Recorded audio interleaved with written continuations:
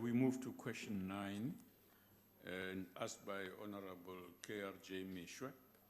Mr. President. Honorable Deputy Speaker, honorable members, when I asked this House to approve the emergency action to combat gender-based violence and femicide 2 months ago, it was in a response to a national crisis. And I was very pleased that this House responded positively, and members who spoke very positively from their heart. It was also a response to mounting calls from our people to match our condemnation of such violence with a commitment that is necessary to ensure that necessary human, financial, and other resources are available to tackle this crisis.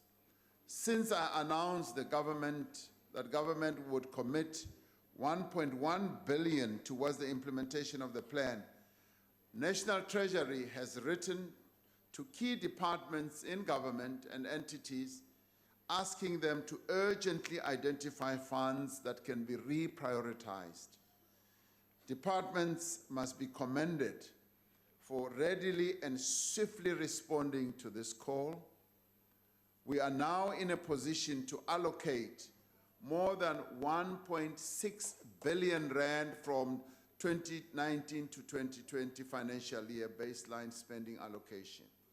No longer 1.1, but 1.6 billion has now become available for this purpose. Now, departments have done that, and we are very delighted. Accountability for the expenditure on the reprioritized funds lies with the various departments themselves. The multi-sectoral interim steering committee established after last year's presidential summit on gender-based violence and femicide will continue to play a key role in driving the implementation of the plan. It will, amongst other things, review, but it will also monitor and evaluate progress and ensure that there is adequate budgeting and resourcing to support the 5 key pillars of the plan. As an example, an amount of 179 million rand has been allocated to education, has also been allocated to raise awareness and to ensure that we do have an effective prevention program. We know that gender-based violence often has roots in social, cultural, and other norms that perpetuate patriarchy and chauvinism. We also know we have to focus on prevention as the first point of intervention. The Department of Social Development, in collaboration with other departments, will drive the rollout programs. And these rollout programs are going to take place throughout the country that will engage with men's forums or formations, traditional leaders, students' organization, youth formations, offenders inside prisons, officials working in the criminal justice system, and communities at large. Work is being done to enhance our current legal and policy framework to make it more responsive to the needs of survivors of gender-based violence. This includes bail and sentencing reform to ensure that perpetrators face justice and that the law acts as an effective deterrent. Now, this funding will ensure that legislation that has been pending for quite a long time is also finalized, and where necessary, that the capacity is made available for new laws to be drafted as well. An amount of 517 million rand will go to care and support of survivors of gender-based violence. 200 social workers will be appointed to provide targeted services to survivors at various social service centers, including at the national network of Tutuzela care centers.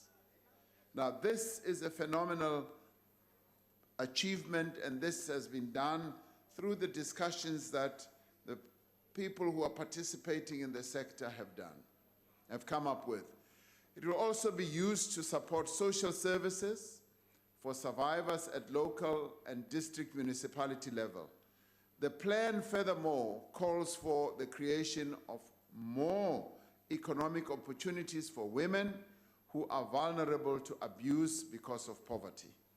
Now, the budget for this intervention is still to be finalized through the ongoing reprioritization process, as is the approximately 20 million rand still needed to strengthen accountability measures. Now, to ensure that the reallocation of resources has the necessary impact, government is working with civil society and other partners to ensure that all of these measures are implemented with urgency.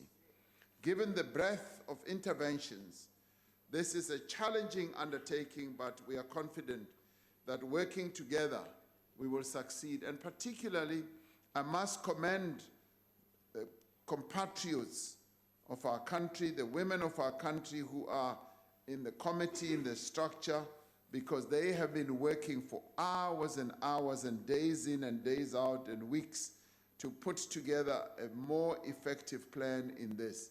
And they are going to make sure that indeed that this does succeed. Professor Olive Shisana in the presidency is leading this process, and she is doing extremely well working together with those who are in the various gender structures in our country. Thank you very much. Thank you. Honorable Gwahube. I think it's Honorable Meshoe, sorry. Hey, KRJ, I don't know what happened to me today. Is it Friday today? No, they are in a hurry for Friday, Mr. President. Oh, okay. Yeah, it's still Thursday. Someone on my left is in a hurry for Friday. Go ahead, Honorable Meshoe, my apologies. Thank you for your answer, Honorable President. 2 days ago, I read a newspaper report about a 91-year-old grandmother who told journalists that for more than 20 years, she has suffered abuse, allegedly at the hands of her own son. She told them that being in her own home is like being in hell because of the abuse that she and her 2 grandchildren have endured over the years from her 53-year-old son, who is allegedly very aggressive and has even attempted to rape his own mother after telling her that he wanted to sleep with her.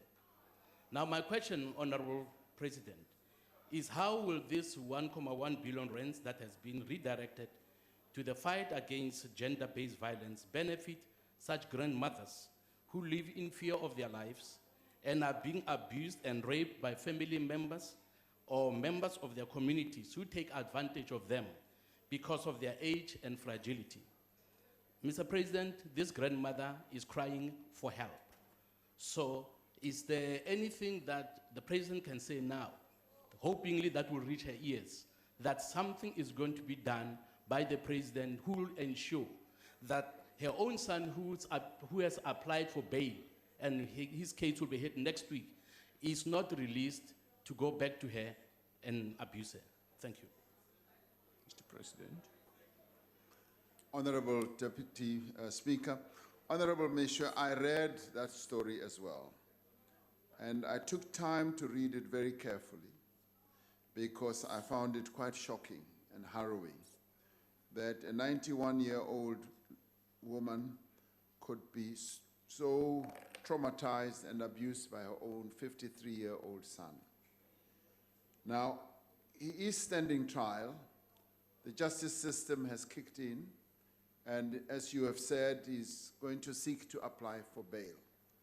Now, clearly the issue of granting bail is the magistrate's prerogative, but we have sent a clear message to to the prosecuting authority, the NPA and all those, that we need now, from now on, to be opposing bail, where people who are suspected to have participated in sexual violence, acts of crime appear, whether it's rape or murder or femicide.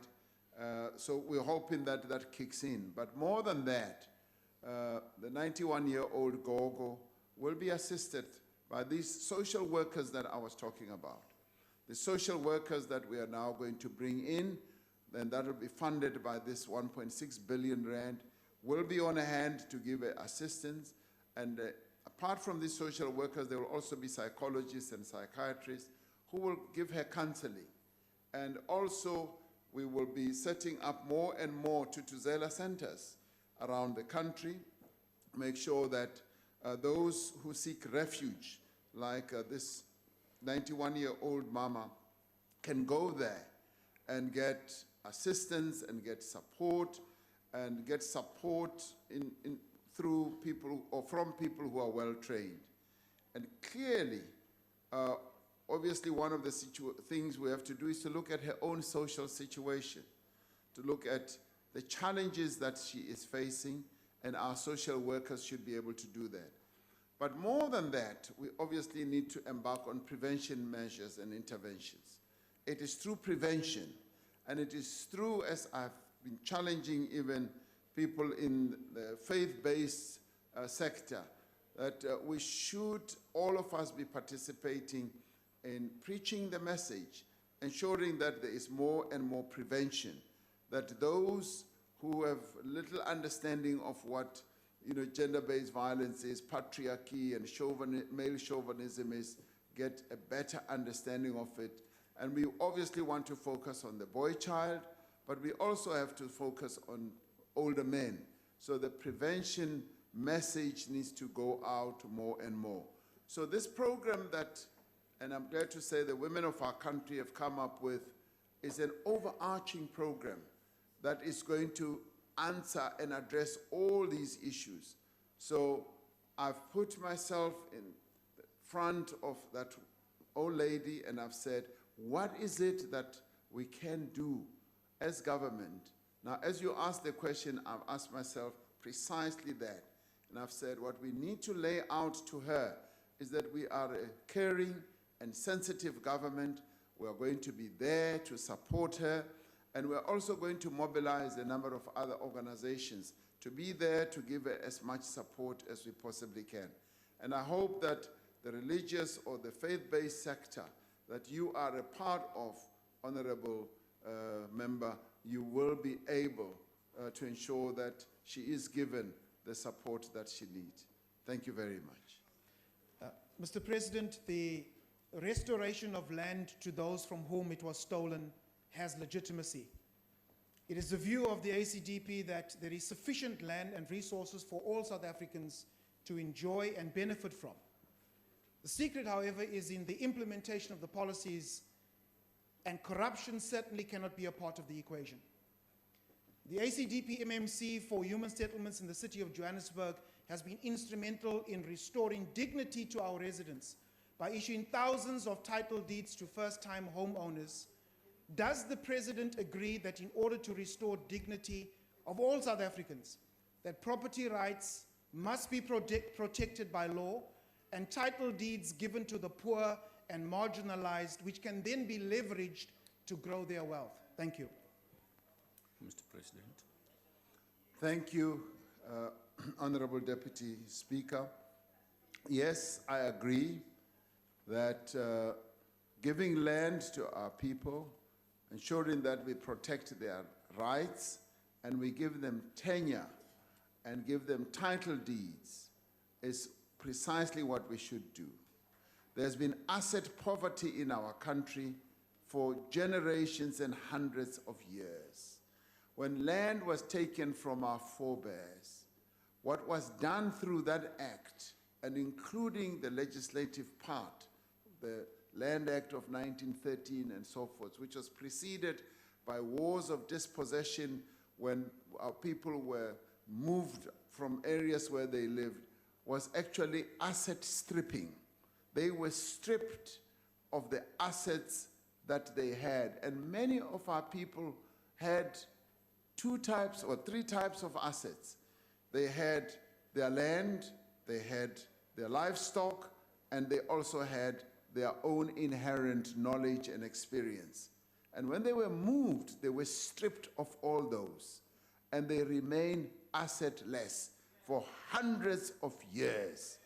And to that end, many of our people, our forebears, were never even able to leave and bequeath anything to their children as inheritances, because what they could have left as bequests to their children was taken away.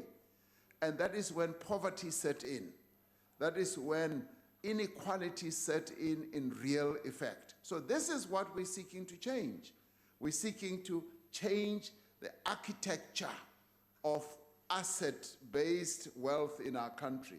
So giving our people land, giving them title deeds, is actually to give them the assets that they should have had throughout their lives.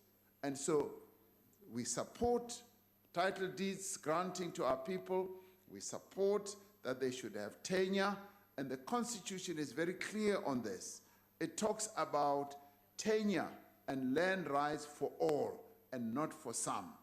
We live in a country where land rights and tenure were for some only, for a minority of minorities. And this must now end. We must give land to our people. That is something we are not going to turn away from. Thank you very much.